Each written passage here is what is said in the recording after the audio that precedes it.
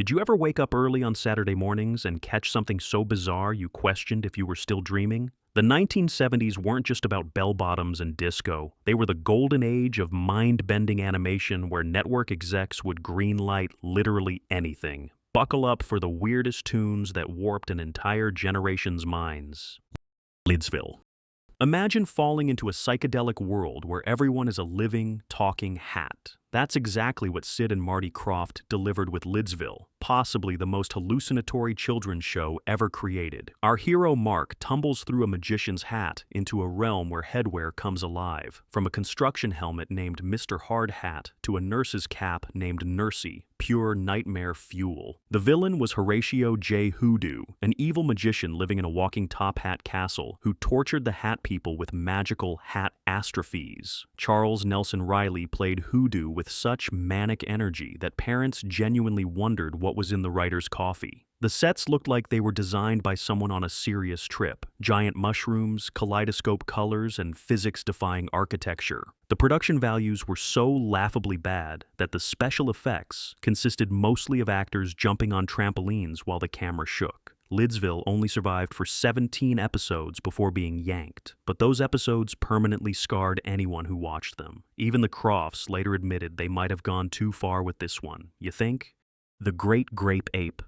Hanna-Barbera looked at King Kong and thought, what if he was purple, said his own name constantly, and traveled the country in a tiny van? Thus was born 1975's Great Grape Ape, a 40-foot-tall purple gorilla with the vocabulary of a toddler. His traveling companion? A dog named Beagle Beagle, who somehow wasn't terrified of his massive purple friend. The show operated on pure cartoon logic. Despite being a 4-story purple primate, nobody in any town they visited seemed particularly shocked by Grape Ape's appearance. He'd cause massive destruction trying to help, and townsfolk would just shrug it off like it was Tuesday. Oh, that's just Grape Ape, they'd say, as if enormous violet primates were as common as squirrels. The physics were absolutely bonkers. Grape Ape wore clothes, but where did he get them? Who was making 40-foot-tall shirts? How did he fold himself origami-style into Beagle's tiny van? These questions went completely unanswered as Grape Ape smashed through 16 episodes, causing property damage that would bankrupt small nations. The 70s were wild.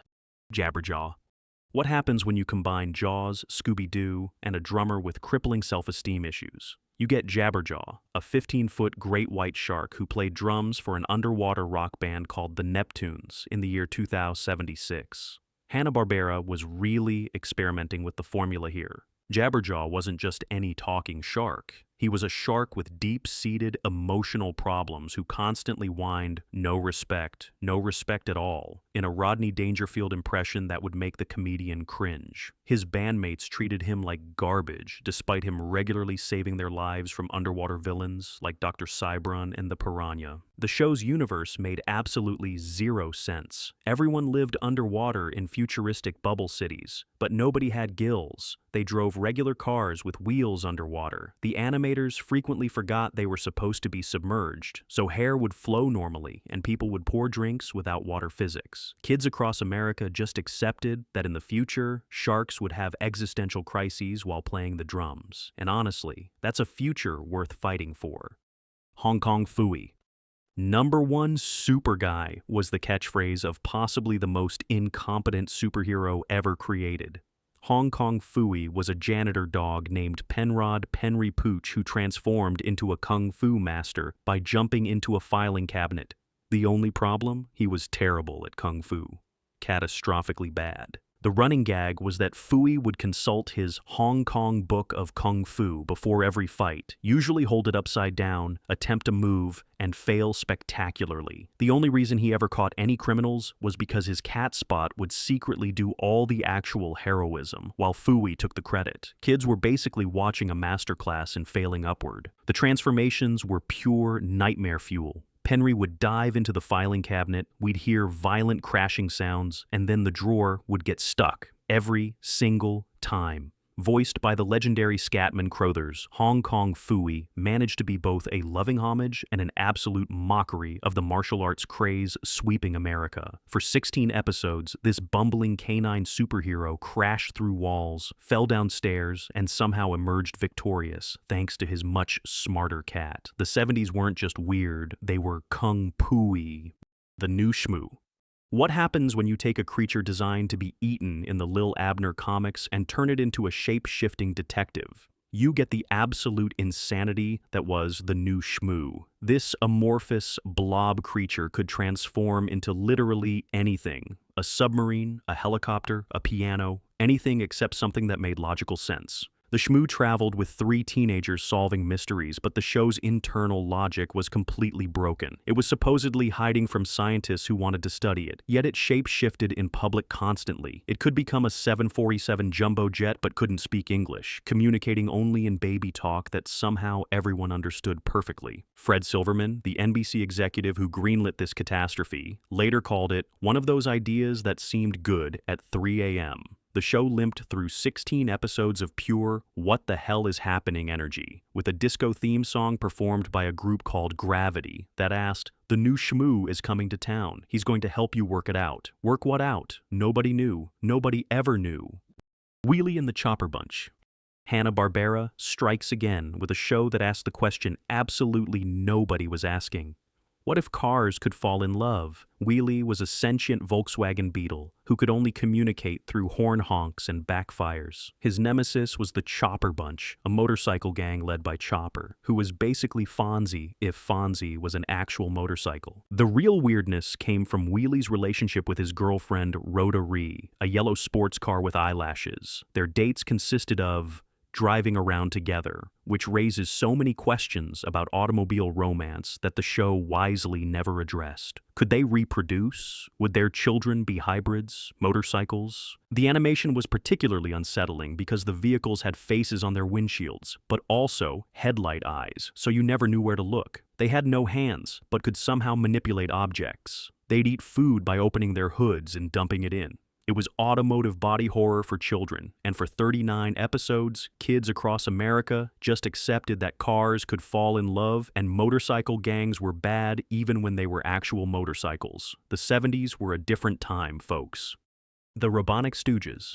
Someone at Hanna-Barbera in 1977 thought, you know what the 3 Stooges need? Robot parts and superpowers. Thus was born the Robotic Stooges, a show that took Moe, Larry, and Curly, who had been dead for years, but who's counting, and reimagined them as cyborg crime fighters in the future. They worked for Agent 000, a secret agent so covert he appeared only as eyes on a TV screen. When danger struck, they'd transform into their robotic forms by pulling their own hair or slapping themselves, because apparently in the future, self-harm activates superpowers. Their abilities were genuinely bonkers. Moe could extend his bowl cut to use as a buzzsaw, Larry played his head like bongos to create sonic attacks, and Curly could inflate like a balloon. The voice acting tried to imitate the original Stooges, but sounded like your uncle doing bad impressions at Thanksgiving. Fake Curly would nuke nuke before shooting laser beams from his eyes. Fake Moe would say, "Why I oughta," before transforming into a drill. For 32 episodes, this unholy marriage of slapstick and sci-fi assaulted Saturday mornings until someone finally asked, wait, why are we doing this to the 3 Stooges? But by then, the damage was done.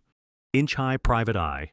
In 1973, Hanna-Barbera looked at detective shows and thought, what if Columbo, but he's the size of a thumb? That's how we got Inch-High Private Eye, the world's smallest detective who solved crimes with his niece Lori, her boyfriend Gator, and their dog Braveheart. The show's central gimmick was that Inch-High was, well, an inch high.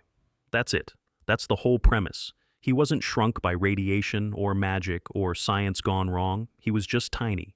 Born tiny, went to tiny detective school presumably, got a tiny detective license. The world just accepted this. Criminals would see an inch-tall detective, and instead of, stepping on him, they'd run away in terror. The animation was particularly bizarre because they never quite figured out the scale. Sometimes Inch High could fit in a matchbox, sometimes he needed a whole shoebox. He'd ride on Braveheart's head in one scene, then be small enough to hide in someone's pocket in the next. The villains included such creative masterminds as the Doll Maker and the Balloon Man. The show lasted 13 episodes, which was about 13 more than a concept this bizarre probably deserved.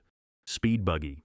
What happens when you cross Scooby-Doo with a sentient dune buggy? You get Speed Buggy, the stammering, stuttering off-road vehicle who solved mysteries with teenagers Tinker, Mark, and Debbie, because apparently Hanna-Barbera wouldn't rest until they'd made every inanimate object come to life. Speed Buggy, or Speedy to his friends, talked with a nervous stutter that made Porky Pig sound eloquent. His catchphrase was, "Pee-pee-pee, put it to the metal," which he'd exclaim before racing off to catch villains. The poor thing seemed constantly on the verge of a nervous breakdown, which makes you wonder if sentient vehicles suffer from anxiety disorders. The plots were exactly what you'd expect. The gang would travel to exotic locations, encounter a villain using a monster costume to scare people away from their nefarious schemes, and Speed Buggy would save the day through his amazing driving skills. For 16 episodes, kids watched a car with anxiety issues solve mysteries, and nobody thought this was strange at all. In the 70s, a talking car with psychological problems was just another Saturday morning. The Oddball Couple. Take The Odd Couple, the classic sitcom about mismatched roommates. Now make them a neat freak cat and a slovenly dog. Now make it a cartoon. Now add a secretary who's a typewriter. Congratulations, you've just created 1975's The Oddball Couple, a show that proved Hanna-Barbera would literally animate anything. Spiffy was the cat, uptight and constantly exasperated. Fleabag was the dog, messy and proud of it. They worked as freelance reporters, which raises the question of who was hiring a cat and dog to write news stories. But that was the least weird thing about this show. Their secretary, Goldie, was a living typewriter who could type herself. Think about that. A typewriter that types on itself. It's like being your own parent. The animation was so lazily recycled from other Hanna-Barbera shows that sometimes Fleabag would suddenly look exactly like Muttley from Wacky Races, and Spiffy would have Snagglepuss's body for a few frames. The show only lasted 13 episodes, probably because someone realized that taking a successful live-action premise and adding anthropomorphic animals didn't automatically make it better. The Funky Phantom. Imagine Scooby-Doo with a Revolutionary War twist, and you've got The Funky Phantom. This Hanna-Barbera gem followed three teens, Skip, Augie, and April, and their dog Elmo as they solved mysteries with the help of a ghost named Jonathan Wellington, Mudsie Muddlemore, and his spectral cat Boo. Mudsie had accidentally locked himself in a grandfather clock during the Revolutionary War and was freed when our teen heroes found the clock in the 1970s. He spoke in an outdated vernacular, constantly saying things like, "Heavens to Delaware," and "my colonial word," while floating through walls and turning invisible to help solve mysteries. What made this show truly bizarre was how completely unfazed everyone was by literal ghosts. The teens treated Mudsie like he was just another pal, not an undead spirit from 2 centuries ago. For 17 episodes, this otherworldly crime-fighting team investigated spooky happenings that were always revealed to be guys in masks, making you wonder why they needed an actual ghost on the team in the first place. The 70s, man, when even the afterlife wasn't safe from Saturday morning cartoons. The Banana Splits Adventure Hour. Before Five Nights at Freddy's made animal animatronics terrifying, there were the Banana Splits, 4 costumed animal musicians whose variety show was a fever dream of skits, cartoons, and music. Fleagle, a dog, Bingo, a gorilla, Drooper, a lion, and Snorky, an elephant, performed songs and introduced cartoon segments that got increasingly bizarre as the show progressed. The live-action segments featuring the costumed characters were pure nightmare fuel. The suits were clearly hot, uncomfortable, and difficult to see out of, leading to unintentionally creepy movements and blank stares. One particularly infamous segment called Danger Island featured surprisingly intense action scenes, including characters being threatened with torture and ritualistic sacrifice, all sandwiched between wacky skits with the animal band. The cartoon segments included The Arabian Nights, which featured a villain who literally collected children's souls in jars, showing their screaming faces animated in disturbing detail. For years, kids tuned in for the catchy Tra-La-La theme song and stayed for the Uncanny Valley Animal Band and surprisingly dark adventure serials. Is it any wonder this property was eventually reimagined as a horror movie in 2019? The horror was there all along. The 1970s were truly the Wild West of animation, a time when network executives would greenlight absolutely anything, no matter how bizarre, unsettling, or downright hallucinatory it was. Which of these strange cartoons do you remember watching? Did we miss any that haunted your childhood nightmares? Let us know in the comments below. And here's a question to ponder. Would today's overprotective parents even allow their kids to watch these mind-warping Saturday morning spectacles? Or was there something valuable about letting children's imaginations run wild with talking hats and sentient vehicles?